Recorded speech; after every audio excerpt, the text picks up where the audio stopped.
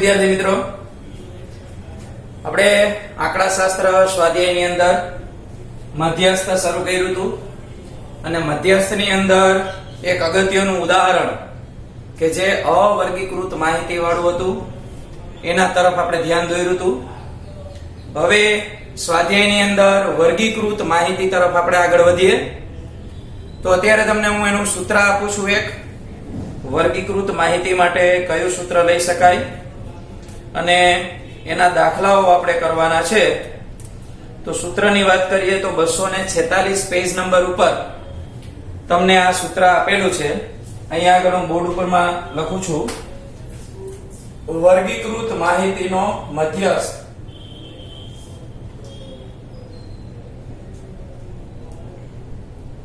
તો વર્ગીકૃત માહિતીનો મધ્યસ્થ, આના માટેનું સૂત્ર પેજ નંબર 246 ઉપર આપેલું છે.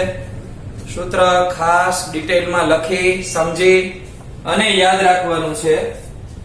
તો m બરાબર l plus n/2 minus cf upon f into h, અને આખાને કૌંસમાં રાખી દઈએ.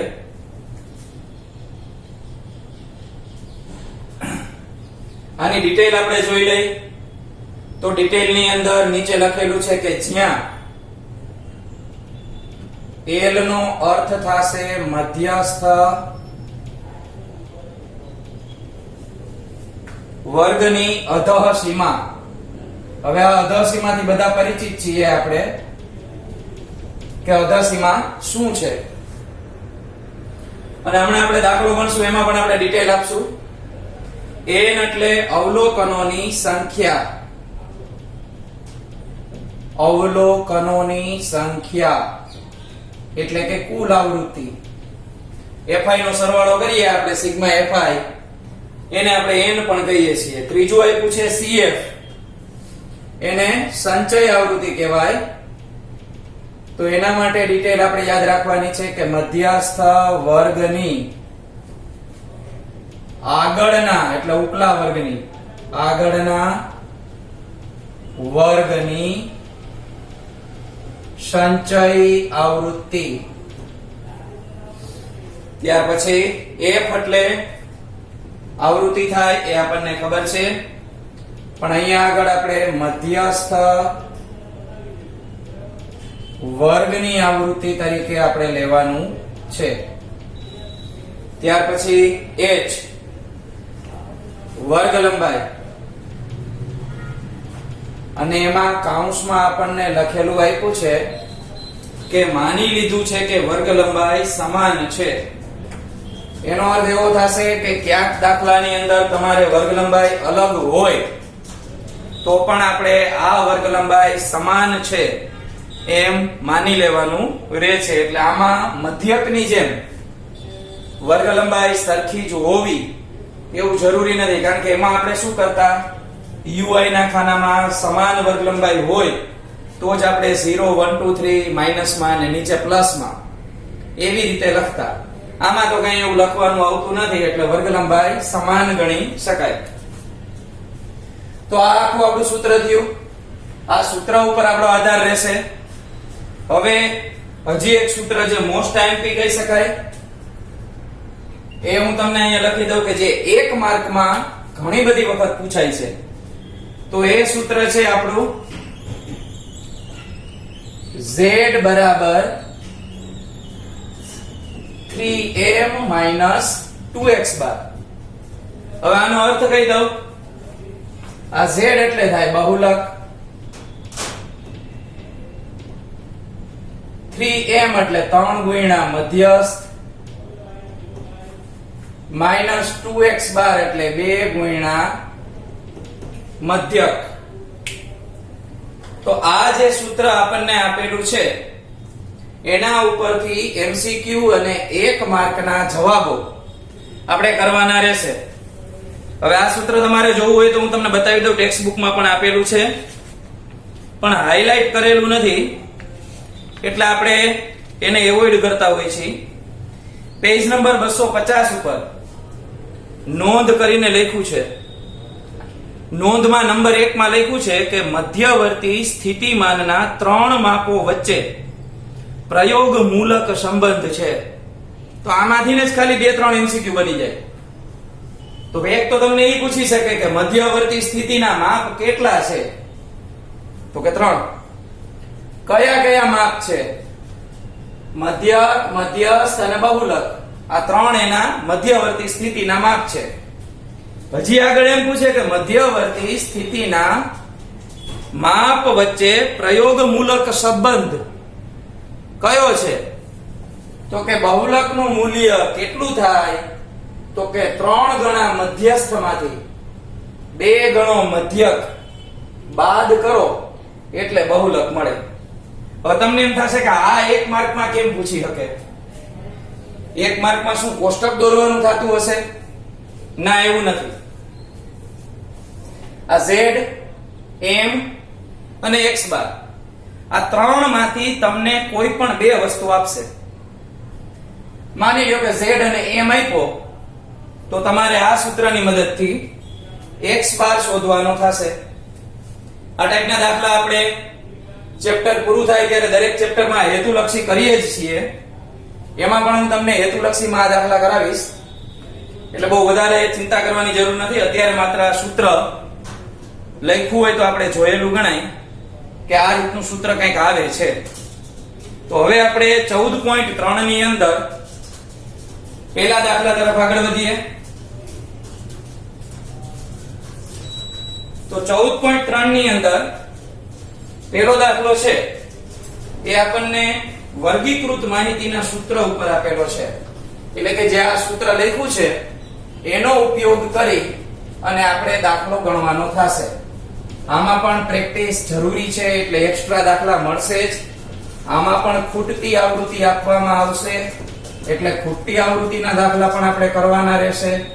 બધું એક મિક્સ ન થઈ જાય એનું ધ્યાન રાખવાનું. એટલે પ્રેક્ટિસ કરો, એમાં થોડું ચોકસાઈ રાખવાની. તો 14.3 અને એની અંદર તમને પહેલા જ દાખલામાં જાજી બધી વસ્તુ પૂછી નાખી છે. Page number 250. નીચેનું આવૃત્તિ વિતરણ એક વિસ્તારમાં 68 ગ્રાહકોનો માસિક વીજ વપરાશ આપે છે. આ માહિતીનો મધ્યસ્થ, મધ્યક અને બહુલક શોધો અને તેમને સરખાવો. તો આ રીતે આપણને આખી ડિટેલ આપેલી છે કે જેમાં તમારે મધ્યક, મધ્યસ્થ અને બહુલક ત્રણેયને આપણે એક જ કોષ્ટકમાં પૂરા કરવાના છે. ચાલો તો આપણે 5 ખાના તો મધ્યકના થાય. આ મધ્યસ્થ નવું ચાલુ થયું એટલે એની અંદર 1 ખાનું સંચય આવૃત્તિનું આવે, એટલે 6 ખાના થયા. આ 6 ખાનામાં આપણી બધી વિગતો થઈ જશે. બહુલકમાં તો કઈ ખાના કરવાના નથી. તો શરૂ કરીએ. માસિક વપરાશ એકમમાં સૌથી પહેલા આપણે સ્વાધ્યાય 14.3 આપણા મધ્યસ્થનું હેડિંગ જ કાઢી નાખીએ.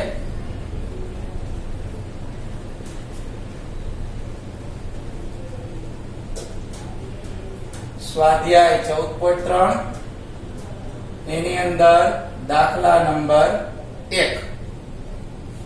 ચાલો તો સૌથી પહેલા આપણે મધ્યકની, મધ્યસ્થની અને બહુલકની ગણતરી ત્રણેય એક સાથે કરવી છે.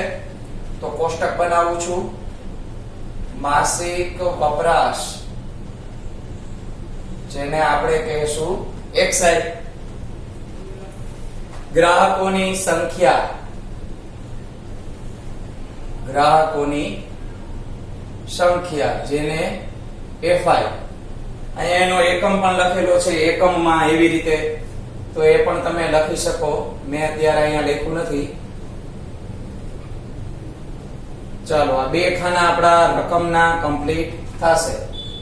રકમના ખાના બનતા જાય ત્યાર પછી સૌથી પહેલા તો આપણે સંચય આવૃત્તિ કરવું હોય તો એ કરી શકાય, નહીં તો મધ્યકના 5 ખાના આપણે બનાવી શકીએ. તો મધ્યકના 5 ખાનામાં સૌથી પહેલું ખાનું આવે મધ્ય કિંમત. તો અહીંયા હું લખું મધ્ય કિંમત. એટલે એને કહેવાય xi. મધ્ય કિંમત પછી આવે ui નું ખાનું, તો ui બરાબર xi માઈનસ a છેદમાં h. પછી આવે fi ui નું ખાનું, એટલે આ મધ્યકના 5 ખાના પૂરા. હવે સંચય આવૃત્તિનું છેલ્લું ખાનું કરી નાખીએ.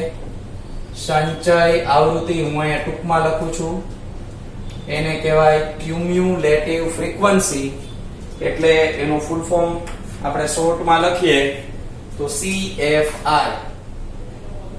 તો આ 5 ખાના આપણે બનાવીએ.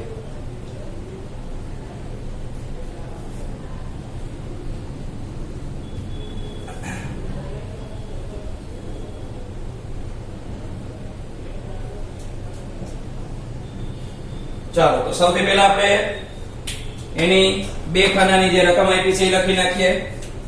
65 થી 85, જેમાં આપણને 4 આપેલા છે. 85 થી 105, એમાં આપણને આપેલા છે 5. 105 થી 125, એમાં આપણને આપેલા છે 13. 125 થી 145, એમાં આપેલા છે 20. 145 થી 165, એમાં છે 14. 165 થી 185, એમાં આપણને આપ્યા છે 8. 185 થી 205, એમાં આપ્યા છે આપણને 4. તો આ રીતે બે ખાનાની વિગત તો કોઈ પણ દાખલો આપણને પૂછશે એમાં આપવામાં આવશે, જેને આપણે xi અને fi કહીએ છીએ. તો આ બે ખાના ઉપરથી આપણે આગળ વધવાનું થાય. તો હવે આપણે n મેળવી લઈએ. 4 ને 5 9, 10 11 12 ને 4 16, 20 ને 8 28 નો આંકડો, વધી ચડી 2 ને 3 4 5 ને 6. તો આપણને રકમમાં 68 આવી વાત કરેલી હતી. ઉપર લખેલું છે કે 68 ગ્રાહકોનો માસિક વીજ વપરાશ, એટલે આ મળી ગયા. હવે મેળવીએ મધ્ય કિંમત. તો 65 અને 85, આ બેનો સરવાળો કરીએ, વચ્ચેની સંખ્યા જોઈએ છે. તો 5 ને 5 10, 150 ના અડધા આપણે 75 મળશે. તો અહીંયા મને મધ્ય કિંમત 75 મળે. અહીંયા આપણે ગેપ જોઈ લઈ. 65 85 105 125, 20 વધે છે.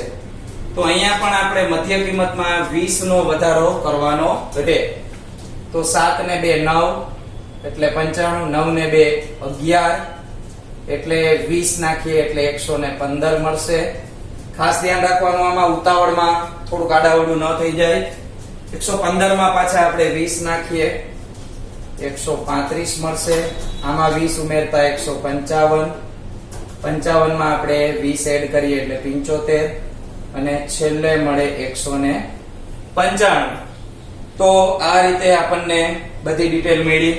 હવે ui નું ખાનું, એમાં વચ્ચેની સંખ્યા આપણે ધારવાની હોય છે. મધ્યકની રીત બધાને યાદ જ હશે. તો અહીંયા હું a તરીકે 135 લઈ લઉં છું. હવે આ 135 આપણે લીધા, એની અંદર અહીંયા સામે 0 0 લખશું, -1 -2 અને -3. અહીંયા નીચે 1 2 અને 3. તો આનો કઈ સરવાળો થશે નહીં. fi ui માટે ખાના નંબર 2 અને 4 નો ગુણાકાર 4 3 12, 5 2 10, 13 એકા 13, 0 સાથે ગુણાકાર 0, 14 એકા 14, 8 2 16, 4 3 12. અહીંયા સિગ્મા fi ui આપણે મેળવવાનો રહેશે. તો 4 ને 6 10, 10 ને 2 12 નો બગડો, વધી 1, 1 ને 2 3 અને 4, 42 પ્લસ માં મળે. અહીંયા જોઈ લઈ, 2 ને 3 5, 1 2 અને 3 35. તો માઈનસ કરશું આપણે. 12 માંથી 5 જાય તો 7, 3 માંથી 3 જાય તો 0. તો આપણને 7 મળે છે માત્ર. છેલ્લું ખાનું સિગ્મા CFI નું એ આપણે કરી નાખીએ. CFI કેમ બને તમારા માટે નવું છે, આ તો આપણે જૂનું શીખી ગયા છીએ. તો પેલા 4 ના 4, 4 માં 5 નાખીએ એટલે 9, આ 9 માં 13 આપણે ઉમેરીએ એટલે મળે 22, 22 છે એમાં 20 ઉમેરીએ એટલે મળશે 42, 42 માં આપણે 14 ઉમેરશું એટલે 4 ને 2 6 અને 4 ને 1 5 એટલે 56, 56 માં આપણે 8 ઉમેરશું એટલે આપણને મળશે 64 અને છેલ્લે 64 માં 4 ઉમેરીએ તો આપણને મળે 68. મેં એવી વાત કરી હતી આ 68 છે આની હારે મેચ થશે. તો આપણે 50% કામ પૂરું થઈ ગયું. હવે આપણે માત્ર ગણતરી કરવાની છે. તો ગણતરી માટે સૌથી પહેલા આપણે મધ્યસ્થની ગણતરી કરીએ. એનું કારણ છે મધ્યસ્થ તો હું તમને જાતે પણ આપી શકું કરવા માટે. બહુલકય આપણે શીખી ગયા છીએ તો એ પણ હું તમને જાતે આપી શકું. તો મધ્યસ્થની ગણતરી છે એ પહેલા આપણે શરૂ કરીએ. તો અહીંયા હેડિંગ આપી દઈએ મધ્યસ્થ. તો મધ્યસ્થ માટે શું કરવાનું છે ધ્યાન આપજો ખાસ. સૌથી પહેલું કામ જે 68 આપ્યા છે ત્યાંથી શરૂ થશે. એટલે મધ્યસ્થનું આ સૂત્ર નાનકડું લખી જ નાખવાનું કે m બરાબર n ના છેદમાં 2 મું અવલોકન. એટલે આપણી પાસે છે 68, તો 68 ના છેદમાં 2 મું અવલોકન એટલે આપણને 34 મળે. તો અહીંયા હું લખી નાખું કે 34 મું અવલોકન. દરેક મધ્યસ્થના દાખલામાં સૌથી પહેલા આ કામ કરવાનું છે. n ના છેદમાં 2. અહીંયા 100 આપ્યો હોય તો મને 50 મળી જાય. ત્યાં જરૂરી નથી કે દર વખતે તમને આવો આંકડો મળે, પોઈન્ટમાં પણ મળશે. અહીંયા પોઈન્ટમાં પણ આવી શકે, યાદ રાખજો. હવે આટલું થઈ ગયું. ત્યાર પછી શું કરવાનું? તો કે મધ્યસ્થનો દાખલો છે તો અહીંયા તો આપણે બધું ભેગું કર્યું એટલે એટલા બધા ખાના થયા છે. બાકી મધ્યસ્થના ખાના કયા કયા? આ બે રકમના અને આ ત્રીજું. મધ્યસ્થમાં કુલ 3 જ ખાના બને, યાદ રાખવાનું. તો સૌથી પહેલા લખીએ સંચય આવૃત્તિના સ્તંભમાં જોતા, એટલે આ ખાનામાં સ્તંભમાં જોતા 34 થી તરત મોટી સંખ્યા કઈ મળે? 42. 34 થી તરત મોટી સંખ્યા 42 છે. હવે આ 42 આપણને મળ્યા.